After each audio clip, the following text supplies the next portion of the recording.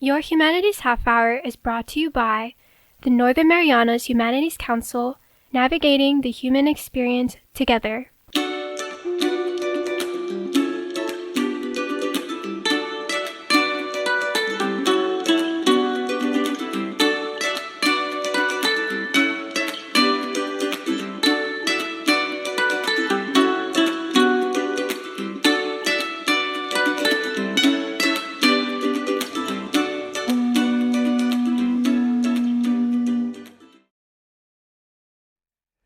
Hafade, Tiro, and welcome to Your Humanities Half Hour. I'm Catherine Perry, and today we're talking about an exciting film series called Exploring Latte in the Marianas.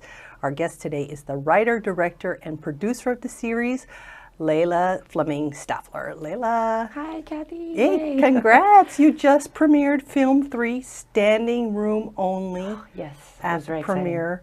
Obviously, there's an appetite for this. What is Exploring Latte all about? Awesome. Well, thank you for inviting me so I can share this.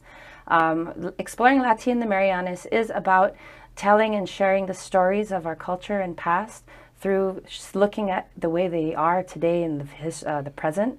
Latte stones are an important part of our cultural history. They are the foundations of our homes. They are thought to be the foundations of our homes. We're really still trying to learn so much more about those things. And I created these films to make sure that people realize and acknowledge that there are latte stones on all of our islands because our people lived on every single island in our 15-island chain. Now, there's some latte visible here in Saipan, Tinian Rota, where everybody lives. But you decided in the middle of COVID, when everybody else was wearing their masks and social distancing, to get on a boat and head out to one of the northern islands. Tell us about the first film. Okay, well, it was a really serendipitous opportunity during COVID, especially to get off of the rock and go into a place that you could take your mask off. I mean, that was kind of one of the intentions, I think, for the group. But I decided that I also wanted to take this opportunity since I was going there, knowing that not very many people get a chance to go north or see any of our northern islands in Ghani. And it was also at the same time that the military were talking about bombing Tinian and bombing Pagan. And so for me, growing up with my mom as an activist, this was my effort to put my activism to work to show and remind our people that while we haven't lived in Pagan, there are so many memories and history that are there from our past, from our ancestors who built homes and lived there long before the Spanish ever came. And so I wanted people to remember that because even I didn't realize there were Latte unless I talked to people who actually were living up there. And so because I knew that, I was so inspired to show people so they wouldn't be so quick to say, okay, the military can bomb Pagan because they don't realize that there's stuff there that we should probably learn more about. It hasn't been studied enough. There has not been a real archaeological dig up there yet in our lifetime. I think a lot of locals dream of going to Ghani, the Northern Islands. There's only 12 people that kind of live there year round. Yeah. How is it like stepping foot there? Honestly, you feel like you're entering a different space. You feel the energy of nature and the ocean and just, I don't know, I guess it's the tatamona in a sense that makes you feel like you're coming home. It's so invigorating, honestly. Like not having internet service sounds scary to some people, but it was a real nice break of like the day-to-day life to really go back to nature and go back to like really culture and living off the land. Yeah. So you had a good guide. Yes, an amazing guide, Mr. John Mammis. Everybody knows him, John Castro. What did you find, and can you put it in the context of the island? Yes. Well, John Mammis is definitely a cultural expert. He's actually followed many archaeologists and given them the cultural background of many sites across the Marianas, from Guahan all the way up to Uracas. He is also consulted by the military about spaces that are cultural so that they're more informed. At least this is what he shared with me in the film. And so when we were there, he just happened to be one of the people on this trip, and I was just really lucky to be able to ask him all of the questions that I had. I pretty much just followed him around like a puppy with my camera to ask him the questions that I knew that a lot of people wanted to know. Plus, he knew where all the sites were. So He took us to all the different locations around Pagan so that we could film them. What kind of latte are still existing in Pagan? Oh my gosh. Well, there's several villages. One of them in the film is in the Ragusa village. Right now I'm bad with my directional sense, so I can't say if it was the east side or the west side. But it is on a beach side, and as most latte are, they're usually close to the water source, the food source, our ocean. And this village spanned, gosh, at least a mile from where we started. And we walked through the coconut tree detritus. It's like years and years of coconut mess that fell on the ground that just kind of covered the latte a little bit. So the latte are buried a little bit because of the tree mess that's left, the dirt that's, made from all the years of compost, and the pigs that come around and, dig. But there's like so many houses. Nobody on the trip could tell me how many. Now, I'm sure that HPO has gone up there. I actually have talked with them about, their studies. They do go up and do a count. They do a survey just to, make sure things haven't moved or Historic Preservation Office. Yes, they've gone up there many times. So there is a number, but at the time, nobody in the group could tell me how many. And I actually can't remember right now if you asked me. Did you feel it was a big village? Oh, yeah, it was huge. There were not big latte, though. There was a wide range of different sizes, different shapes. There were lusong found all along the coastline as well. And as we got deeper in the pounder stone, yeah. And you can really find so many artifacts just as you walk. And of course, we leave them where we find them because that's really important. When you take artifacts away from where they are located, the story changes and the story ends. So it's really important. That's one of the things that I've learned in all of these archaeological films and things that I've been doing, how important it is to leave items where you find them. And so along this walk, we found lots of different latte. They got bigger as we got closer and more inland for some reason. I did not see a quarry, so I can't say where they were taken from. And there have not been studies done on the types of rocks that they've made latte from, because there's many different kinds. But it would be very interesting, like something I really want to do now after having done this, is finding a way to carbon date to see like for example, the Tinian latte. They're so big, they're so different compared to the Alamagan latte. Which ones were first? I wonder. Until we can carbon date or something related to finding a way to categorize the timelines, we can't say which ones were first, so which ones were, how the design has changed over time. That would be so interesting to know. So when you were in Pagan, as you're walking through the latte, you notice medicinal plants. Oh, yes. And that kind of segued well into your second trip to the island of Alamagan. By the way, you had like 2 or 3 times more people, it seemed like, who went on the second trip. Tell us about Alamagan. Yes, so Alamagan was definitely inspired by the first trip. There was just one blurb in the whole film that talked about one medicinal healing plant. And the only thing people asked me about was about the medicinal healing plants. So I thought, okay, that's a topic people are interested in. And the more I delved into it, the more I realized how important we need to really talk more about our healing practices and our cultural, history of healing, because as our elders and Suruwanus that pass away, the skills and medicinal recipes they know go with them unless they pass that gift. And I know that there's a lot of traditions that are very important in making sure the gift goes to the right person. But I feel just knowing how few young Suruwanus there are right now, that we need to get more people interested. So I thought that this film could build that interest, because all my films are trying to get people interested or realizing like, oh yeah, that's our culture. We should learn more about it, especially young people. And so with Alamagan, we invited Mr. Uncle Donald Mendiola. Everybody knows him. He's the most famous Suruwano we have. He was Humanitarian of the Year, or Humanities Person of the Year last year.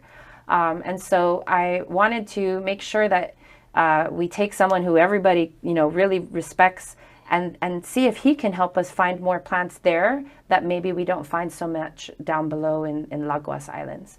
And so he came, he said yes, and we went on this adventure, and wow, that was so exciting. I had no idea he had asthma until at the end of the trip.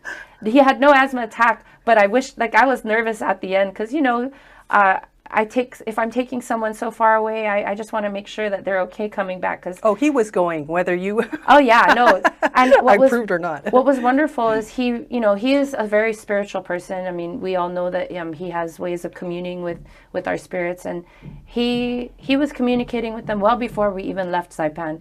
And I feel like when we came there, I mean, you asked how is it going to Pagan? Going to Alamagan was even more different. It was like a sense of calm throughout the entire trip. It felt like the peace that we entered was there because Uncle Donald like prepared it for us. Like so many great experiences, even some weird ones. So what are the latte that you encountered in Alamagan? And again, is there anybody living on this island regularly? Alamagan, Pagan, and Agrihan are the 3 islands that are usually populated by mayor's office staff. Pagan Island does have some gentlemen who are living there currently that are not working for the mayor. So we do have 2 residents up there, but everyone else works for the mayor. So it's not as populated as it used to be. In Alamagan, there used to be 80 people that would live there like in the 80s and earlier. And so when we were there, the mayor's office staff were there, and there was probably like 8 guys on the island taking care of whatever that needed to be taken care of.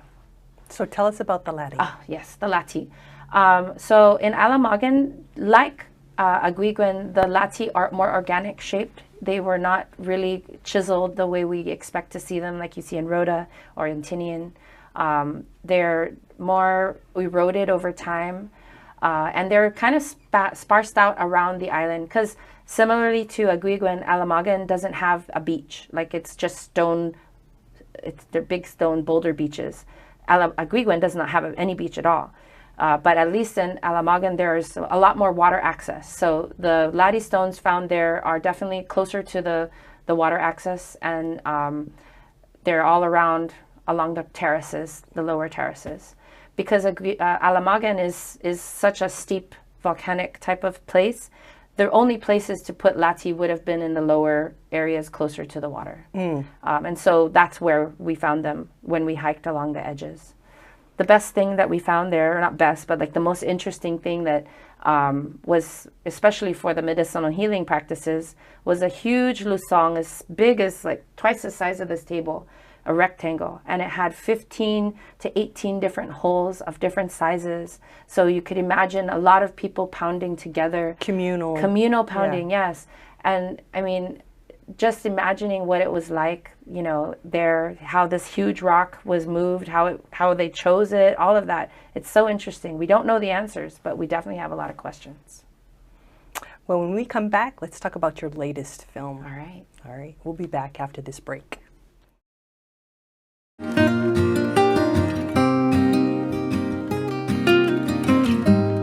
Hafaday, Zantiro. I'm Leo Pangilinan with the Northern Marianas Humanities Council. We'd like to take a moment to thank our generous sponsors who have made possible the many programs in our community like this show. We couldn't have done it without them. And if you value the work we do and would like to make a contribution to our efforts, we ask that you consider making an in-kind or cash contribution to the Northern Marianas Humanities Council. Any amount is appreciated, and donations of up to $5,000 qualify for an educational tax credit. We appreciate your partnership and support. Sidus Maasi, Olomai, and thank you.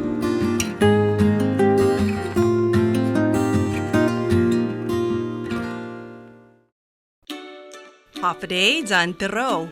On behalf of the Northern Marianas Humanities Council, you're invited to join us for Your Humanities Half Hour, Thursdays at 7 p.m. here on KSPN2. We take a look at the humanities issues of interest to you and our community.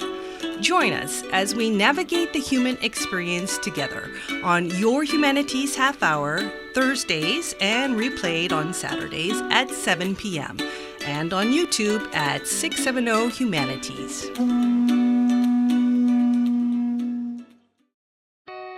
Looking for resources about Marianas history, culture, and more? Well, check out the Northern Marianas Humanities Council's collection. Our extensive video, audio, and photographic library can be found on YouTube, Facebook, and Instagram at 670 Humanities. Or check out the written resources on our website at nmhcouncil.org.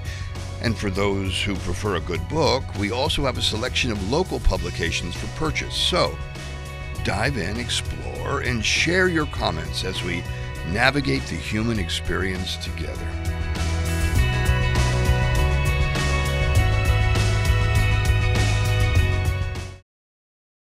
Welcome back. We're chatting today with the writer, director, and producer of the film series Exploring Latte in the Marianas. So, Leila, your third film, as I said, people already a great warm response. People are interested in this topic and the way you present it. Very down to earth. A lot of interviews, frank interviews. And what is the third island you visited? Well, I chose to visit Aguiguan Island this time around. Aguiguan is the island that's right outside of Tinian, also known as Goat Island. I guess I felt, when you look at all our islands, they're all very rugged and hard to get to, but I chose Aguiguan now because it's really, for me, the hardest island to get to. You have to jump off of a boat, like you have to Spider Woman onto it. And I knew that I had to do it as young as I could because my knees are not going to be great forever. So that was the way you think. Yeah, you know, I mean, I do have a goal to do all of them. Yeah. But I knew that I had to get Aguiguan out of the way because Alamagan was hard with how steep it was, and I knew Aguiguan would be just as hard.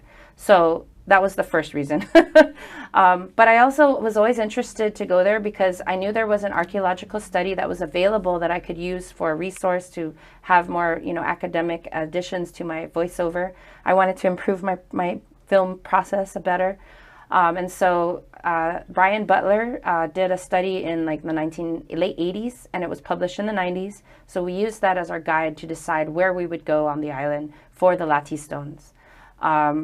The group that we took for this one, my cousin Tuan and Captain Elvin Musca, both of them were part of a project that was held on Aguiguan Island a few years back to, I believe it was like reforest parts of it, and also to protect the bird that's there. It's not the moorhen, it's the nightingale reed warbler? No, it's another bird. It's a bird that's on the ground. I'm sorry, I'm blanking, but I'll remember it. Ground hen, or we'll think of it later. We'll think of it later. Yeah, you're gonna edit this.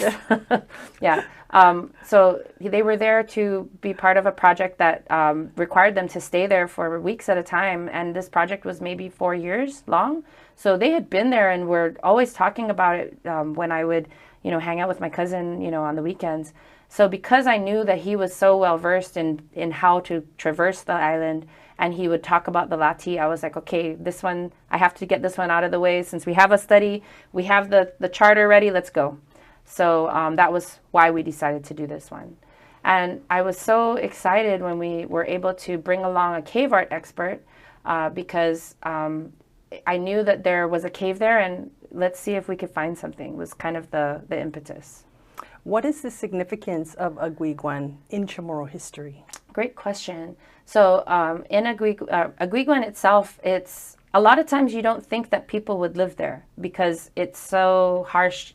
No water source. There's no water source. That we saw. There's or no, that you saw. Yeah, yeah, and actually it's recorded in the archaeological study that there was no water source. But you know, it was there. They were there during the dry season. Maybe when it's a rainy season, there's something else. We'd have to be there. I'll ask my cousin. But the remind me where I was at again. The significance. Oh, the significance. The significance of Goat Island during the Chamorro history is that the Spanish were trying to move all the Chamorros from the northern islands, Tinian and Saipan, down to Guam. And this was their effort to try and, you know, make the population easier to take care of, was what I read. It was like, what? I know, right? We couldn't take care of ourselves for thousands of years. Yeah. So the historical significance was that the Chamorros that were living on Aguiguan were trying to resist. They didn't want to go down to live in Guam. They wanted to stay where they lived. And several of the Tinian Chamorros also felt the same way, and so they came to Aguiguin Island to kind of protect themselves and try and use it as a fortress. And in their efforts, they were able to stave off the Spanish for a little while. But the Spanish, you know, they were persistent. They had more firepower and eventually overtook the Chamorros on Aguiguin. And many of them chose to jump off the cliffs rather than surrender to the Spanish forces and move to a different island. And so I thought it was a significant story to tell because it was the last stand that the Chamorros took during the time of the colonial period where they moved all the Chamorros and Carolinians south. I thought it was a good story to tell as well because a lot of times you don't realize that there were Aguiguin Chamorros. They weren't from Tinian, they weren't from Saipan, they were Chamorros that lived on Aguiguin Island, and that was their home. You know, they built latte sites there and they built their homes, they had their lusongs, they had a culture and a village and many different outlets to have pottery and all that kind of stuff. It's so interesting that people chose to live in such a harsh environment. Right, and thrive, right? And thrive, yes. What are the latte sets that you found there? Well, all the latte sets are recorded on the terraces. There's a few on the very, very top. But because there's like 3 terraces, yes, right? 3 main terraces, and there's some like minor terraces between that kind of make you be able to climb up. And the top one would be where the fewest people lived because it was so far from the water source where the food was. The study talked a lot about how the land is much more arid there than the other islands because of its low elevation, so it doesn't gather the clouds as much. So maybe farming was not really a practice, according to their thoughts based on the record so far. And more people lived, more houses along the lower terraces. We went and took a hike through one of the largest parts of the record that has the most houses. I think there were 25 on that side, and we got to the largest house and focused on that one. There are no latte that are standing, so you only have a haligi and not a tasa on top. The tasas have all fallen to the side. Most of the haligi have also toppled over because the trees that grow right next to it, over time, the roots, you know, get bigger and stronger and just push it over a little bit and then it's gone. But they're all still lined up, whether they're broken or standing, and you can see the outline of the shape using the LiDAR and other scientific tools that my partner, Dr. Andrea Halandoni, brought for the trip. What did you find in the caves? Did you find cave art? Yes, we did. That was actually one of the most exciting parts. Dr. Halandoni has a lot of really neat tools that can maybe show things that the naked eye can't see. Different light spectrums or Yeah, something yeah. like that. There's like real tools that they invented like for Mars visits so they can differentiate the different kinds of reds in Mars. And now those kinds of tools are being used to identify rock art and be able to see the different hues that might be left behind on the rocks. And so in this cave that we went to, we observed some, oh geez, I'm sorry. You're fine. For some of the parts of the cave that we went to, we observed some areas where there could have been rock art. She used those tools to be able to try and see the reds, but they're really inconclusive. It's like over time things fade and it's hard to see. So the outside parts we couldn't be definitive about. In addition to taking some 3D photos, she also was doing a scanner. And for the scanner, you have to get out of the way. So all the people, you know, all of us, we moved out of the scanner view, and she was sitting like kind of away, waiting for the scanner to do its thing. And as she was sitting, she kind of just looked to the right, and there was the rock art right there next to her, just in the ambient light of the sky. It was like perfect timing.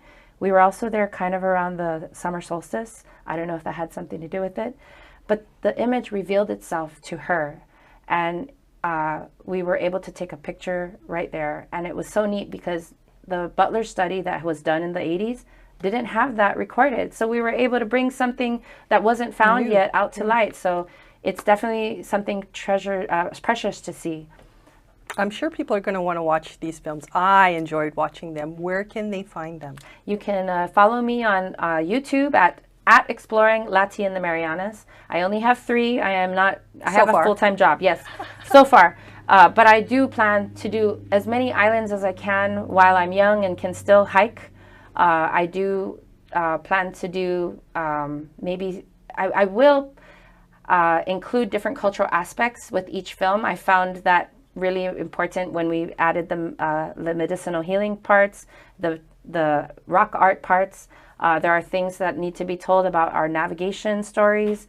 There's a lot more stories still to be told with our rock art. I mean, Rota has such a wealth of rock art that should be told when we tell that story too. I have so many things I want to do, and I just hope that I will be able to do them in time before I get too old to be able to climb mountains. We hope so too. Yeah. So you're one of a few lucky Chamorros that have walked among the latte in Tinian, where you're from, the largest standing latte, of course, Saipan, Rota, now Pagan, Alamagan, Aguiguan. Yeah. What, if anything, have you learned about the Chamorro people, our ancestors? Well, I know resilient is something we talk about a lot, having weathered so many storms. But I guess I look at each latte stone and how it continues to stand despite the earthquakes, despite the rain and the erosion of time. They stand there strong, and I feel like that is a testament of our culture as well. I mean, we are the peoples who first populated the Pacific. All of our history is still buried in the sand, and there's so many stories to be told. And I feel like that's one of the reasons why I do this, is so that we can tell these stories and protect them, so that other people can learn the skills that need to be learned for archaeology and anthropology to help tell these stories. What have you learned about yourself in making these films? I'm strong. I can hike volcanic mountains. And I guess I've also learned that you're never too young to learn new tricks. I will put a disclaimer out there. My films, I'm an amateur. My first film was more of an ASMR. There's not a lot of voiceover. By this third film, I'm doing better with my editing. I feel like I've got more, I guess, facts to add to the story. And I'll work on my sound. I'm going to work on the sound next. I know that's a place that I can work on. But either way, I just want to give this as a gift to the people of the Marianas, because it's so important to me that these stories are told and that we protect our islands and protect our lands so that we can learn more from them. I think that your stories were well received. It was obvious sitting in the viewing with, I don't know, over 100 other people. We were laughing, we were mystified, we were laughing. So excellent storytelling. Thank you. Have a lot to be proud of. Thank Any you. final thoughts before we go? Well, thank you for giving me a chance to be able to give a little background. I feel like I jumped into this realm without really putting a lot of foundations out there, so I'll keep adding to that in my future stories. And to the other islands that are waiting, don't worry, I'm coming. And if you have a story that you think needs to be told, I'd love to hear it so I can make it part of the next film. Thank you. Thank you for your work and for your time today. Thank you. Our guest today has been Leila Fleming Staffler. She is the writer, she is the camera person, she is the director, she is the producer. She is sound for a simple yet incredible series, Exploring Latte in the Marianas. You can find it on YouTube. This has been your Humanities Half Hour. I'm Catherine Perry.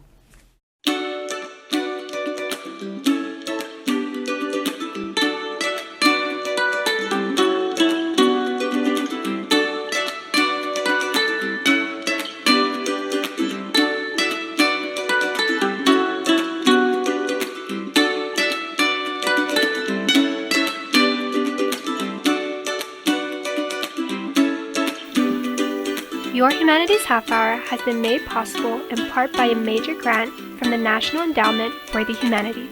Democracy demands wisdom. Any views, findings, conclusions, or recommendations expressed in this program do not necessarily represent those of the National Endowment for the Humanities. For more information or to share your thoughts, contact the Northern Marianas Humanities Council at nmhcouncil.org or on social media at 670 Humanities. That's 670 Humanities.